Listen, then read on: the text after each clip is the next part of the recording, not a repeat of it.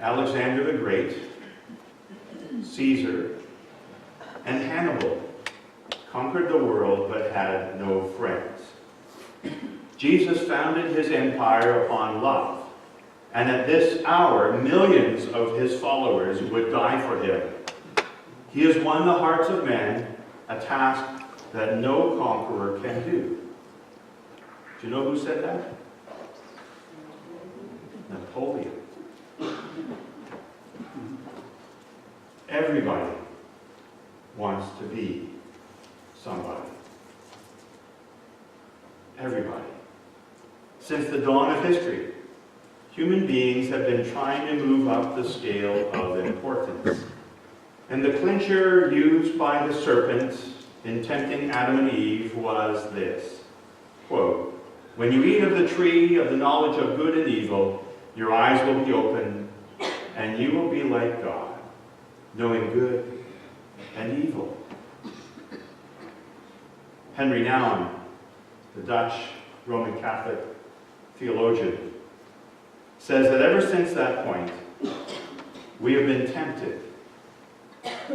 Quote, "The long, painful history of humanity and of the church is the history of people ever and again tempted to choose power over love, control over the cross, and being a leader over being led." End quote. How about you in your job or when you were working? Were you at the place, are you at the place that you wanted to be at, that you dreamt that you would be at?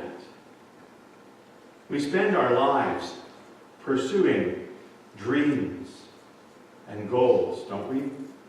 The aim tends to be, and I heard it from my parents, the aim tends to be higher and higher, to become greater, to have more perks, as it were, a mark of success even still today in 2018. My parents used to tell us, "We just want you guys to be better than we were." How many parents have thought that and said that? We want our children to have a better life than we ever had, and then better than our own parents had. We want our children to be successful. We want them to become doctors and lawyers, teachers, all manner of different professions. We want them to be more successful than we were or are.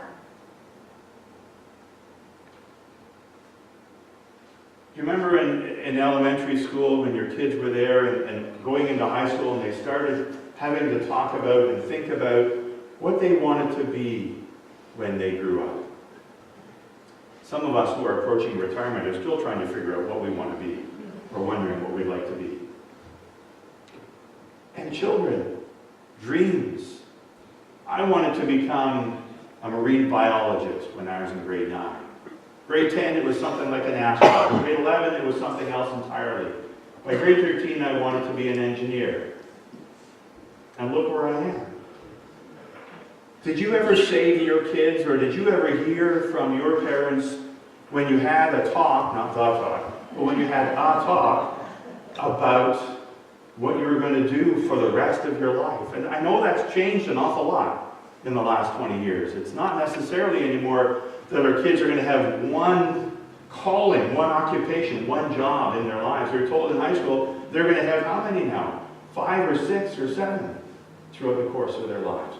But did you ever hear, or did you ever tell your kids with that conversation, "You know, Johnny, I think it would be great if you became a servant"? Who ever thought of that? A servant? Are you nuts? Who wants to become a servant? But God's way always astounds us and sometimes confuses us in what we think is our wisdom. In Mark's Gospel, chapter 10, Jesus tells his disciples, just a couple of verses before where we read, and Emmy will put them on the screen, Jesus is telling his disciples again, the third time now. It's just a short time away from Good Friday. He's telling his disciples that he's going to die. He's going to be handed over, and he's going to be beaten, he's going to be spat upon, he's going to be crucified, he's going to die. And on the third day, he's going to rise again. As with the other two times when Jesus was telling his disciples this truth, same with this one. He might as well have been speaking a foreign language to them. They didn't understand. They just didn't get what he was talking about. I'm not even sure it went in one ear and out the other. Even two of his closest disciples, named James and John. Jesus predicts his death again, and his resurrection. And they don't seem to be too concerned about what he's saying as the suffering that he's going to go through. Instead, they're still looking after their own self-interests. They're still scrambling for number one. And so James and John approached Jesus privately. And that tells you something right there, doesn't it? If they wanted to approach Jesus about something high and righteous and noble, they would have done it for sure in front of the whole group. But they didn't. This is something completely different, a different kind of request. Teacher, they said, we want you to do for us whatever we ask. What if your kids asked you that? We want you to do for us whatever we ask. I mean, talk about a blanket request for anything in the world. That's a red flag. If our kids asked us that, if I had the nerve to ask my parents that, whoa. But you know it's going to be a doozer, and you brace yourself. I'm sure Jesus was kind of bracing himself on the one hand, and on the other hand, I'm sure he was smiling inwardly, knowing what's coming. So what do you want me to do for you? Jesus asked them. They opened the door. Jesus opened it all the way. What do you want me to do for you? And they said, well, let one of us sit at your right and the other at your left hand when you come in glory. So this is the desire of their heart. After hearing all Jesus' teachings, they've been with him now 3 years. As they wander around the countryside, as Jesus teaches crowds of people and individual peoples, and especially teaches the disciples. They've been with him for 3 years, seeing all of his miracles, based on his compassion for all of God's people. When they see how Jesus has treated the least, the last, the lost, the left out, the lonely, when they see everything that Jesus has done for others, they ask him. They want the highest positions of authority and prestige in his kingdom, which they anticipate he's about to inaugurate, about to bring in. They all think that he's about to run over the Roman Empire and set Israel up again. And so they're taking advantage of it. They want to be their first ones to ask, I want to be on the right and my brother on the left in your coming kingdom. In Matthew 20, they must have discussed this at home. Because their mother is named Salome. And she went on their behalf to ask Jesus the same question.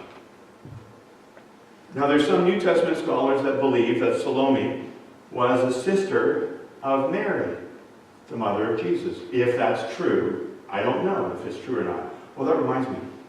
Please, Emmy, don't let me forget. I have to apologize about last week. Thank you. Sorry. If I don't remember now, I forget later.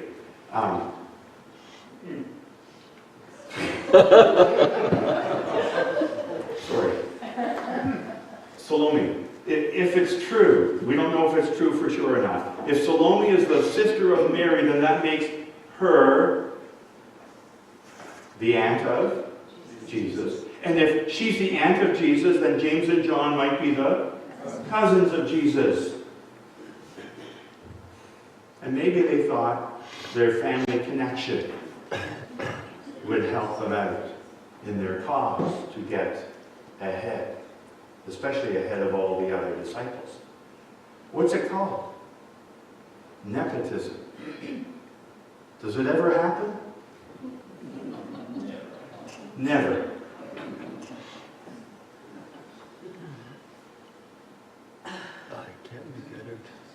Never happens. It's not at all unusual for people to try to use family connections or social ties to get ahead, to cut in ahead of the line, to get bumped up over somebody else who might even be more qualified than you'll ever be. Because it's almost in our DNA to try to get ahead of the next person. And sometimes we don't care whose turn it is. In our world, even still today, it is a large degree of survival of the fittest, or the strongest, or the most assertive, or the ones who do anything and everything to get ahead. They're not simply asking Jesus if they could chum around with him and be closest to him for friendship's sake.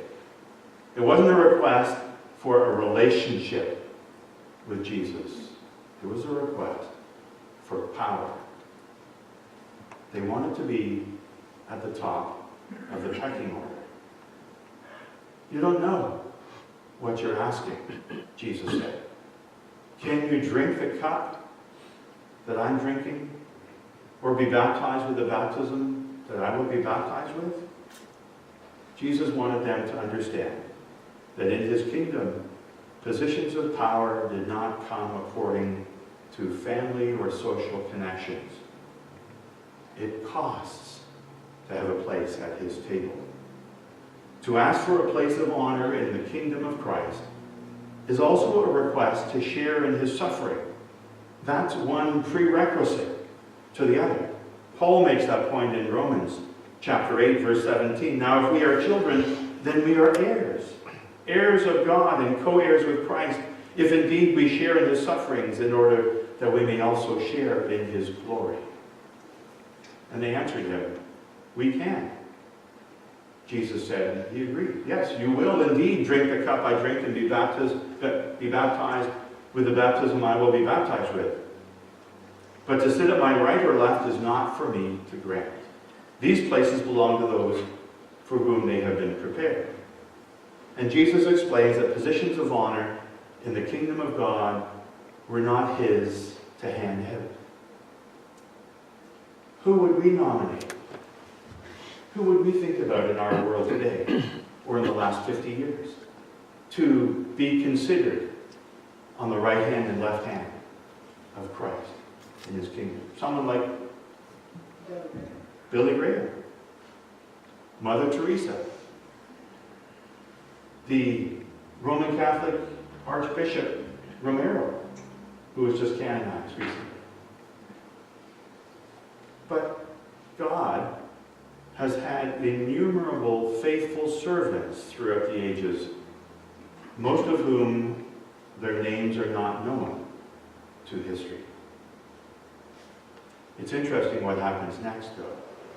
The other 10 disciples hear about this discussion between James and John and Jesus, and they become indignant. What's another word for indignant? Furious, angry, annoyed with emphasis. Perhaps they were upset because James and John had beat them to the punchline. Perhaps they were angry with them because they themselves had been entertaining such selfish thoughts about wanting to get ahead. And James and John had simply beat them to it. It's funny, isn't it, how sometimes we judge other people more harshly than we judge ourselves for the same sins. At this point, Jesus calls them all together now,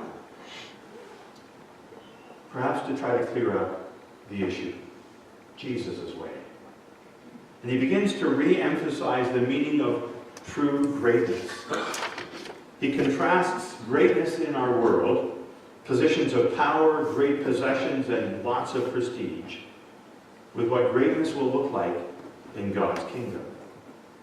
Jesus says, instead, whoever wants to become great among you must be elected as regional chair? Premier? Prime Minister? President? Whoever wants to be great among you must be your servant. And whoever wants to be first must be slave of all. Really? Whoever wants to be great. For even the Son of Man did not come to be served, but to serve, and to give his life as a ransom for many. I don't have to tell you that service is at the heart of Jesus, at the heart of everything he did and everything he said. Even his very incarnation, his coming in flesh, in human flesh, was a most powerful demonstration of servanthood. His death, which he had just predicted again, was another demonstration of that servanthood. As he himself once put it in John chapter 15, greater love has no one than this, that someone lays down his life for his friends. His washing of his disciples' feet at the Last Supper was an indication of how great his servant heart is. Think about it. The great, matchless God of all the universe, stooping down to become part of his creation, to become a human being, and to become a foot washer, the lowest of low positions of a slave in the ancient Roman world. That is greatness in God's kingdom at its peak. Jesus himself is the supreme example of that which he is calling all of us to be like. In humble, lowly form, he came into our world. And it was not so that he could be elevated and made ruler over the Roman Empire, but it was so that he would suffer and die for the whole world. And he didn't have to do it. He chose to do it. As the book of Hebrews says in the New Testament, for the joy that was set before him, he endured the cross and scorned its shame.